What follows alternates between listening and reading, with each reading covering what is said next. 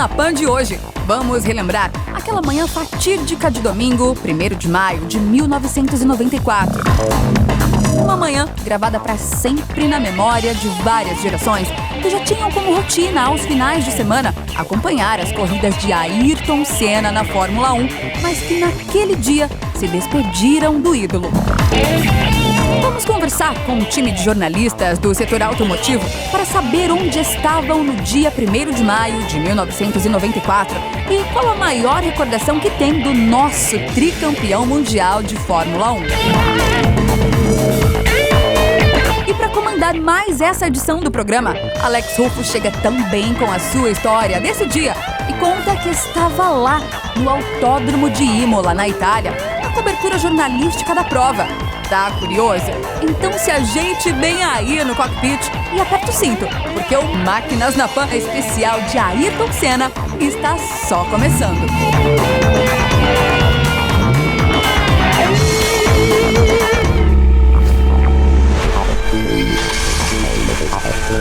Máquinas na Pan.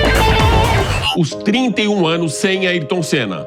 Para prestar uma homenagem ao nosso maior ídolo do automobilismo mundial, o Máquinas na Pan ouviu depoimentos de 9 jornalistas que, na sua maioria, ainda estavam na adolescência, mas que guardam registros daquele triste final de semana do GP de San Marino, em Imola.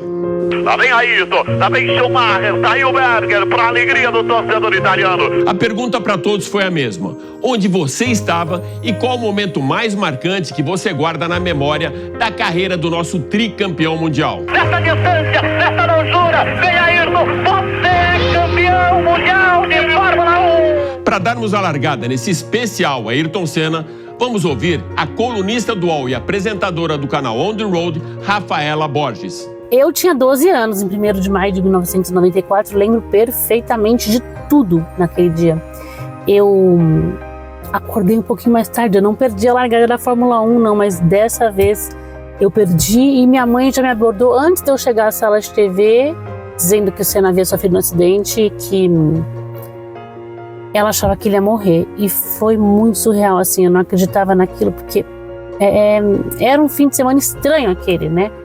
Com a morte do Ratzenberger no dia anterior, mas enfim, amanhã continuou, a corrida acabou e só veio a confirmação bem mais tarde, né, sobre a morte do Ayrton. Nesse momento eu estava na casa do meu tio, no almoço de domingo, estava minha família toda, minha tia de Minas Gerais estava lá com as filhas, minhas primas, e estávamos na frente da TV, na casa do meu tio, quando veio a notícia, uma coisa como morre Ayrton Senna da Silva, uma notícia que eu jamais queria ter que dar na Globo, né? Eu acho que foi mais ou menos assim a frase. E nossa, foi um luto, né? Aquele luto que a gente guarda pela família mesmo. Acho que muitas famílias do Brasil tiveram isso. Foi a primeira vez que eu vi o meu pai chorando, né? Aquela imagem do pai que com 12 anos parece que nada abala. Eu nunca tinha visto ele chorar por ninguém.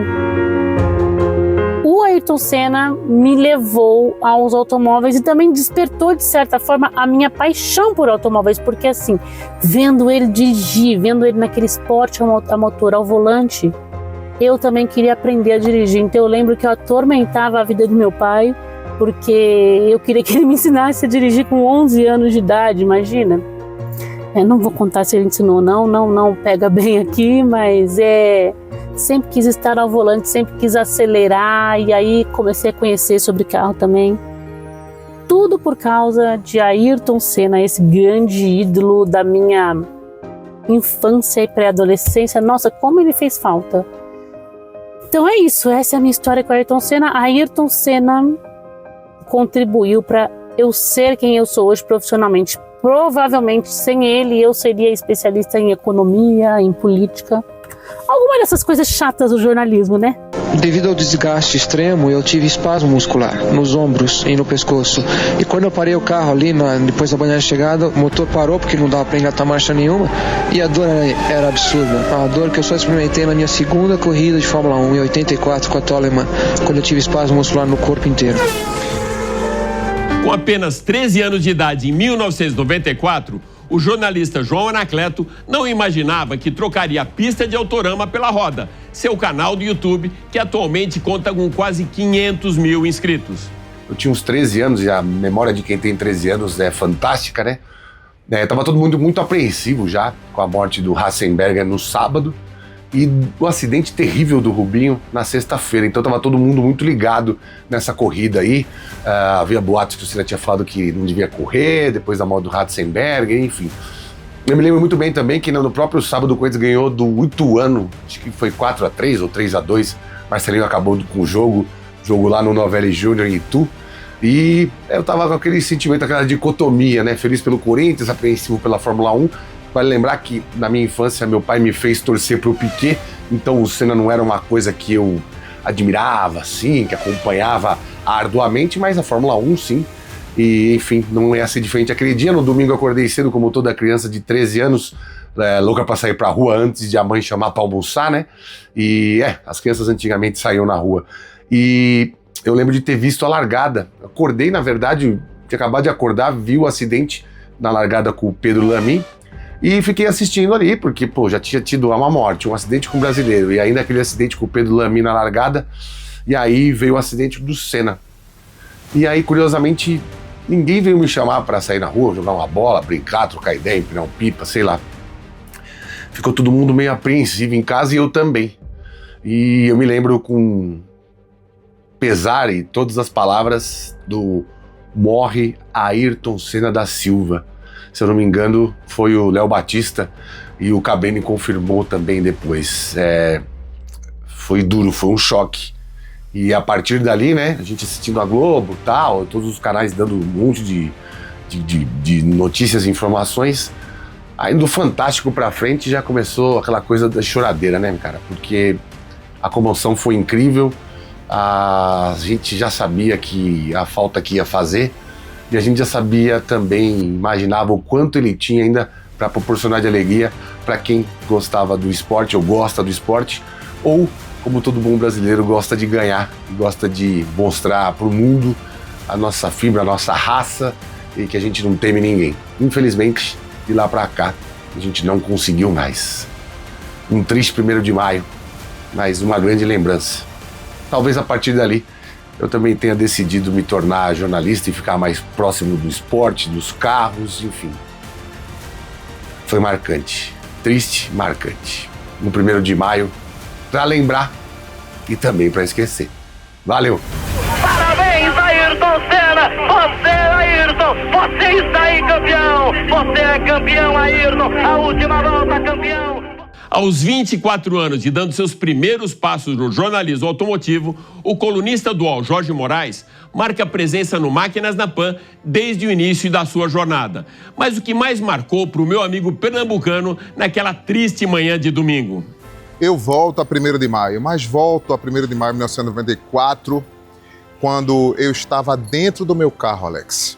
Exatamente dentro do meu carro, chegando na casa da minha mãe, né, na casa dos meus pais, e colocando o carro na garagem e já indo a caminho da televisão. Era como se fosse a última curva antes de chegar lá no fatídico acidente do Senna. No que eu fui, meu amigo, só deu tempo de entrar. Só deu tempo de entrar e silenciar. E sentar e colocar a mão na cabeça, colocar a mão no rosto, não entender aquele momento, rezar, pensar que ele pudesse sair dessa e de repente a gente, naquele momento, não ter palavras, não ter absolutamente nenhum tipo de reação e gritar também, porque depois eu gritei, chamei a minha mãe e chamei um dos meus irmãos. E o que eu quero falar para você, para o ouvinte do Máquinas na Pan, é que aquele fatídico acidente, ele também mudou a minha maneira de perceber a vida. Aquele acidente, ele me ensinou que no meio da minha idade, né, imagina só, no 1º terço de uma vida construída por um futuro que eu penso que ainda vai ser melhor, ele tinha que trazer um ensinamento, tinha que trazer as frases do Ayrton, os momentos do Ayrton e de todo aquele cenário que a televisão, que a própria Rede Globo de televisão transmitiu para a gente.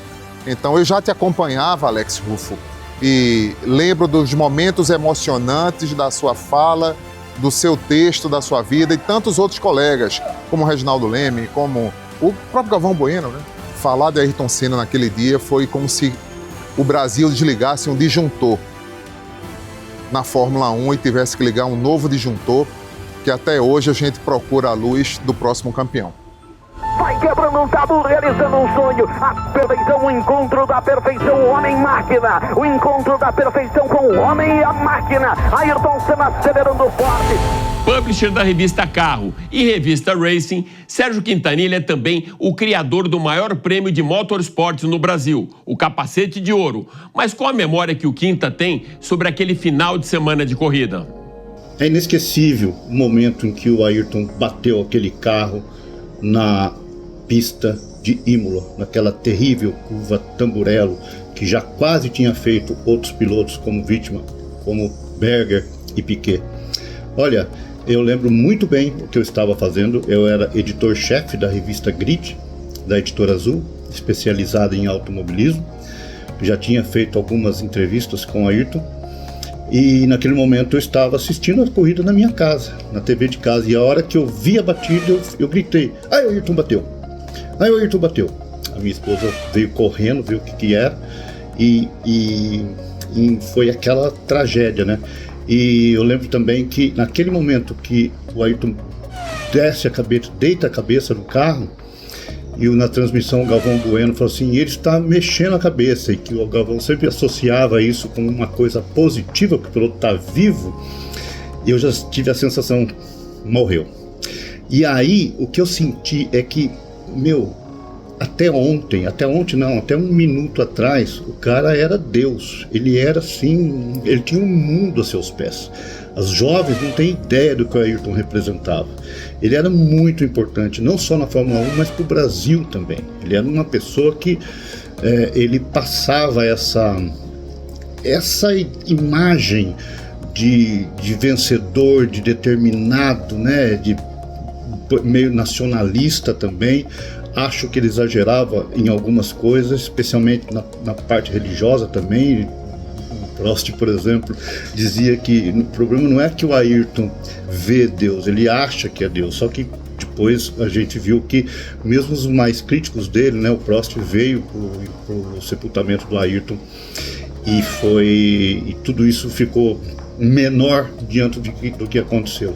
Mas enfim, Ayrton Senna é um herói do esporte, um brasileiro inesquecível. Não era perfeito, como muita gente pensa, mas ele era realmente necessário para fazer com que esse país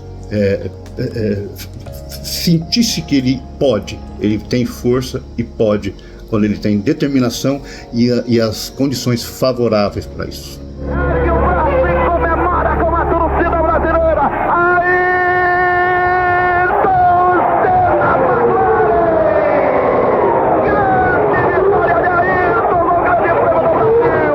O piloto e jornalista Gerson Campos acelera forte nas pistas ao lado de Rubinho Barrichello no programa Acelerados e ao nosso lado no universo da mobilidade urbana. Mas será que em 1994, aos 11 anos de idade, ele já era fã das corridas? Dia 1º de maio de 1994, lembro como se fosse hoje, apesar de estarmos há 31 anos daquele dia. Eu tinha 11 anos, já era um fã fanático por Fórmula 1. Eu lembro que quando aconteceu o acidente eu estava sentado, deitado no sofá, vendo a corrida com os pés em cima do colo do meu pai. E aí, naquela época, meu pai, acho que lendo o jornal, uma revista, ele não era tão ligado assim, mas ele fez uma cara, né? E eu, como criança, não tinha sacado tanto a gravidade, né? Na verdade, a gente tinha visto no dia anterior o que aconteceu com o Ratzenberger, mas o Senna era o Senna, né? Não ia acontecer com ele jamais. Então, assim, foi socorrido, o que tá acontecendo? E aí, quando ele foi pro hospital, minha mãe ligou pra minha tia, conversavam sobre o acidente, né? E eu fico até emocionado que a minha tia falou: olha, Sônia, ele vai... o Gersinho, ele tá sabendo, eu acho que é melhor você preparar ele, porque ele perdeu muita massa encefálica, falando do Ayrton, né? Eu lembro até hoje essas frases, esses detalhes, né? E aí a gente saiu e foi pra casa da minha avó. E quando a gente chegou na casa da minha avó, nesse caminho que era super perto, minha avó abriu a casa já com a notícia, né? E aí a gente se abraçou e chorou como se fosse um ente querido da família, né? Passamos aquele dia inteiro num sentimento de muita tristeza. Lembro que depois disso eu fui na casa da minha madrinha à tarde e quando ela abriu a porta, a mesma coisa. Eu olhei pra ela assim, eu tinha 11 anos, ela já era mais velha, claro, mas ela me abraçou como se a gente tivesse perdido um ente querido da família. Então foi realmente um sentimento que eu acho que jamais vai acontecer de novo, unir tanta gente, né? Unir crianças, adultos, idosos no mesmo sentimento. O que o Ayrton fazia, o que ele conseguia é algo realmente muito fora da curva, né? Daí pra frente acho que foi um negócio muito duro na nossa vida, mas eu lembro que muita gente falou, não vou mais assistir Fórmula 1, sem o Ayrton não tem graça. Mas eu lembro que eu tava lá no GP de Mônaco, acordando às 8 e pouco da manhã, botando o meu VHS para gravar, vendo a homenagem dos pilotos. E eu não abandonei Mônaco, que era a corrida seguinte, e continuei assistindo com a mesma paixão. E tô aqui até hoje, mais de 30 anos depois, sempre celebrando o legado do Ayrton e falando com muito carinho. É isso aí, pessoal. Um abraço a todos e cena sempre. É a Tamburello, a mesma curva onde bateu Nelson Piquet em 1987. Vamos aguardar o atendimento ao brasileiro Ayrton Senna. Apaixonado por antigo mobilismo, o colunista do portal R7 e o organizador do Auto Show, Marcos Camargo, mal andava de bicicleta aos 9 anos, quando a Tamburello encerrou a carreira do nosso tricampeão mundial de Fórmula 1. Olá, Alex e amigos da Jovem Pan. Pois é, um episódio tão marcante, né, na nossa vida. Eu tinha 10 anos de idade quando o Senna morreu e eu lembro bem desse dia, né? Quem não lembra? Eu estava voltando da primeira comunhão, né, do catecismo. Voltei lá da igreja, garoto, né? E meu pai estava sentado assistindo a corrida. E aí ele estava com uma cara transtornada, né? A gente, como família, sempre se reunia para ver a corrida. Ele me acordava de madrugada para ver as corridas do Japão, né, que era o horário invertido. E ele estava naquele dia transtornado. Aí ele falou, senta aqui, ó. O Senna bateu e eu acho que o Senna morreu. E aquilo foi muito marcante porque domingo para nós era dia de ir na casa da minha avó, de passear, né, de fazer várias coisas. E naquele dia nós ficamos lá na televisão o domingo inteiro, até que à noite, né, no jornal, na época no Fantástico, eles confirmaram a morte do Senna. E um ano antes eu tinha ido para Interlagos e nós acompanhamos lá essa corrida, né, que foi muito também importante para mim, é o momento mais marcante que eu lembro com o Senna. E todo o desdobramento depois da morte dele, né, quando o corpo chegou aqui, que foi transmitido ao vivo, o cortejo que foi feito ali na 23 de maio, depois na Assembleia, que foi feito o funeral ali, tudo, aquilo ali foi muito marcante para mim. Lembro que eu fui para a escola e deixavam lá uma televisão onde a gente ficava assistindo os desdobramentos e não tivemos aula naquele dia. Então já faz muito tempo, mas é inesquecível, o maior piloto que nós tivemos e uma lembrança marcante aí do nosso campeão Ayrton Senna. Olha o Senna vai pra cima, olha o Senna vai pra cima agora é a briga de gigantes, é agora, Senna Prost, vamos lá Brasil, é agora! Qual a lembrança que o menino de apenas 3 anos de idade pode ter sobre Ayrton Senna e seu acidente fatal? Quem vai contar tudo isso pra gente é o jornalista João Fuschini do programa Auto Record. Eu sou de 91, então não me lembro, mas sei da história, né? Eu estava sentado na varanda com meu pai, como era de praxe. Meu pai acordava muito fã do Ayrton Senna pra gente assistir juntos, eu no colo dele ou fazendo alguma coisa perto. E a gente estava vendo na TV da varanda da minha casa em Campo Grande, no Mato Grosso do Sul. E meu pai sempre comentou o tanto que ele ficou preocupado com a fisionomia do Ayrton antes, né, da prova. E quando aconteceu o que aconteceu, meu pai ficou em choque. A gente sempre comentava, porque eu fui descobrir quem era realmente o Ayrton Senna algum tempo depois, talvez ali em 95, porque meu pai guardava alguns cartões postais e com a foto do Ayrton eu ficava olhando aquilo, poxa, mas quem é esse cara, né? Tentando de alguma forma conectar, mas meu pai sempre comentando, sempre falando sobre, e mostrava o boné nacional que ele tinha, mostrava os cartões, aí daqui a pouco a gente vai vendo matérias especiais, ele sempre comentando. Então veio do meu pai, né, essa paixão, assim como minha paixão por futebol, conhecer o Ayrton e um pouco do automobilismo veio através dele. Se eu fosse separar dois momentos, um é mais clichêzão, né, que é a primeira vitória no GP do Brasil, com o 3º título mundial, e a morte do Ayrton. A morte do Ayrton foi muito emblemática, porque eu acho que hoje, a gente não tem um brasileiro que vai mover tanta gente para as ruas, que vai deixar tanta gente da forma que foi, né? Eu sei que uma tragédia, ela interrompe muita coisa. Era um cara novo, né? O nosso maior esportista. Não foi nem assim com o Pelé, que também acho que tá ali, né, no hall dos maiores. E hoje, atualmente, a gente não tem ninguém que moveria tanta gente assim para as ruas, que choraria o silêncio dos domingos. Então, apesar de ser um fato muito triste, né, um dos maiores, o fato de ter acontecido isso e ele ter alçado a um lugar dos lendários de uma forma mais cedo do que deveria, eu acho que também foi um carimbo assim, mais marcante ainda para ele virar a entidade que ele virou. Então, saudades eternas. Dia 1º de maio sempre é uma data emblemática para quem gostava e quem vive, né, de carros, do automotivo, como a gente vive. A chuva veio para aplaudir Ayrton Senna agora. Depois da prova, a chuva chegou e a terra aplaude Ayrton Senna. Onde estava a apresentadora do canal Carros com Camanzi, Camila Camanzi, no dia 1º de maio de 1994? E eu tinha 7 meses dentro da barriga da minha mãe. Eu não assisti o Senna, mas ainda assim ele sempre esteve muito presente na minha vida, né? Eu vi histórias dos meus pais, são muito fãs e acompanharam muito. E estava dentro da barriga da minha mãe quando aconteceu. E ela me conta o tanto que ela ficou incrédula, né? Ninguém acreditava no que tinha acontecido. Ficou muito tensa. O meu pai comenta também que ele não acreditou que tivesse sido tão sério, porque nos treinos, né, antes daquela corrida, tiveram batidas muito mais violentas.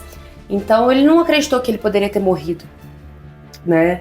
Ficou todo mundo muito arrasado. Minha mãe era muito fã e ela é até hoje, né? É muito legal ver esse legado que ele deixou. E bom, pelo meio que eu vivo, né, do jornalismo automotivo, não tem como não ouvir falar de Ayrton Senna. Então ele sempre esteve muito presente, ele sempre foi muito marcante. Das histórias que eu já ouvi me marcou muito, que foi quando o carro dele quebrou ou acabou a gasolina, não lembro direito, em Interlagos, e ele pegou uma carona no Pace Car. E esse Pace Car era o Tempra 16 válvulas que estava sendo lançado. E o meu pai era diretor de comunicação da Fiat nessa época. Então, particularmente para ele, foi mais especial ainda, né? Estavam lançando o carro, colocaram um carro ali de Pace Car para, enfim, de publicidade, divulgação. E de repente tá Ayrton Senna pro mundo inteiro na televisão, andando com o Tempra 16 válvulas. Uma publicidade que não daria para pagar, né? E então foi bem marcante, assim. É muito legal quando ele conta essa história. Mas mais do que isso, porque como eu não assisti, eu acho que o que mais marca Ayrton Senna para mim é a determinação dele, o exemplo que ele virou, o ícone que ele virou. Então, é um combo de uma pessoa que as pessoas admiram tanto porque ela representa muito o que a gente queria ser. Então, um combo de talento, de força, de determinação, de carisma, de força de vontade, de treino, né, de dedicação. Eu acho que é por isso que a gente continua falando tanto de Ayrton Senna, que além de um talento incrível, também foi uma pessoa muito legal. Uma largada importante agora, importante demais. Vamos nós no ritmo Jovem Pan na velocidade do rádio. Mostrar com muita emoção esse campeonato mundial que está chegando ao seu final. Parceiraço das pistas de corrida nas décadas de 80 e 90, o meu irmão e mestre Nilson César narrou in loco pela Rádio Jovem Pan os 3 títulos de Ayrton Senna. Qual teria sido a sua reação na hora do acidente dentro da cabina de rádio no autódromo Enzo e Dino Ferrari em Imola? Entra aqui na reta, vai passar na nossa frente. Olha o botão do Senna aí. Ronca forte o botão do brasileiro, completa 6 voltas. 1:24.867. Olha, não foi só eu que senti isso não no instante do acidente com o Ayrton. todos nós envolvidos naquele final de semana sentimos que aquele acidente era gravíssimo, sabe? Todos nós envolvidos, porque desde a sexta-feira nós tivemos um acidente espetacular com o Rubinho Barrichello. No sábado teve a morte do Roland Ratzenberger, e todo aquele final de semana em Imola, qualquer acidente, qualquer imprevisto dentro da corrida, a primeira coisa que vinha na cabeça era a gravidade do acidente. E do Ayrton ficou claro a gravidade, né? Porque quando ele bateu, ele ficou praticamente imóvel dentro do carro, né? Só teve aquele balançar da cabeça, né? E mais nada. Então ficou claro para todos nós que o acidente era gravíssimo. Eu falei na hora, meu Deus do céu, minha Nossa Senhora, eu me recordo muito bem disso. Muito feia a batida com o brasileiro, Nathan Morello. Nossa Senhora, meu Deus do céu. Essas duas expressões que eu usei, meu Deus do céu, minha Nossa Senhora. Em razão do acidente, e evidentemente já percebíamos que era grave, e em razão, repito, de todo aquele final de semana que tinha um clima pesadíssimo lá em Imola, na Itália, né? Então foi um momento muito triste para todos nós. Percebi também que meus companheiros que estavam transmitindo no nosso setor de transmissão lá em Imola, eles também claramente mostraram que estavam preocupadíssimos com o acidente, a gravidade do acidente. Isso era claro, né? Todos nós carregávamos isso no final de semana inteirinho. Então foi isso que eu senti exatamente no acidente, que foi o acidente fatal que vitimou Ayrton Senna da Silva, que levou à morte Ayrton Senna da Silva, né? E você, Alex, onde é que você estava naquele 1º de maio? Em que lugar da pista você estava lá em Imola, na Itália? Um abração. Olha, Nilson, no momento do acidente eu estava na curva tosa do autódromo, logo depois da Villeneuve, que acabou vitimando também no sábado o piloto austríaco Roland Ratzenberger. Eu vou colocar aqui um trecho de depoimento que eu dei em 2019 para o especial dos 25 anos sem Ayrton no jornal O Estado de São Paulo. Um dos melhores especiais que eu já participei, produzido pela querida jornalista Rafaela Borges. Acompanha comigo. Na sexta-feira teve um acidente do Rubinho. Logo depois da variante alta, o carro dele decolou, ele bateu no alambrado, caiu, que foi até visualmente muito mais feio que o do Ayrton. Eu voei para o hospital, quando eu cheguei no hospital, o Rubinho já estava saindo, eu cheguei 5h30 da manhã, ele já estava saindo do hospital. Aí o cara foi um show comigo, falei, Rubinho, preciso de um favor teu, cara, preciso que você volte para a cama do hospital. Ele falou, Alex, eu já fiz o check-out do hospital, já saí, já não estou mais no quarto. Não, vamos lá. A gente entrou de novo escondido no hospital, fomos para o mesmo quarto. Ele entrou, ele estava com uma camiseta, inclusive com S do Senna. Ele entrou de jeans, de tênis, debaixo do lençol, colocou, com a boca toda estourada do acidente, e eu fiz a foto dele lendo a revista Caras e depois saiu do hospital. A hora que estava saindo do hospital, eu virei a câmera para trás e fiz a foto do Hospital Maggiore para mandar junto a foto dele e a foto que ele tinha sido internado. E voei, eu peguei o carro e fui para Milão, que naquela época não tinha câmera digital, não dá para a gente transferir imagem. Então eu peguei o filme e sempre tinha um comandante da Varig com boa vontade, levou o filme, onde já teria uma pessoa da Abril em Guarulhos para pegar o filme e colocar na segunda-feira para Caras, que saía na terça. A foto já estava no Brasil então do Hospital Maggiore.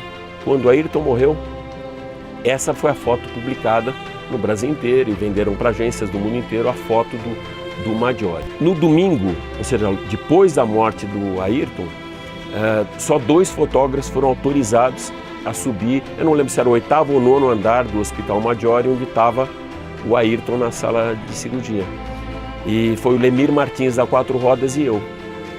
E o Lemir não ia fazer essa foto para 4 Rodas e eu tinha assumido até um compromisso com outro jornalista de ceder a foto, que era uma foto muito pesada, mas um momento que era o Ayrton saindo do centro cirúrgico, ele ia passar coberto por um lençol morto e entrar no elevador que levava para o IML. O IML era no próprio hospital.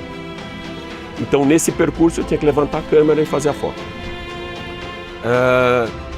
Quando o Ayrton passou, eu não tive força para levantar a câmera e resolvi não fazer a foto. Mas resta realmente rezarem muito, uma oração única. Eu peço a todos aqueles que estão ouvindo, a Jovem Pan, a todos os brasileiros. É isso aí. O Máquinas na Pan dessa semana, que homenageia Ayrton Senna, fica por aqui. Mas vale lembrar que você pode acompanhar todas as edições do nosso programa em vídeo pelas plataformas digitais da Jovem Pan. Super obrigado pela sua audiência e até a próxima. Valeu!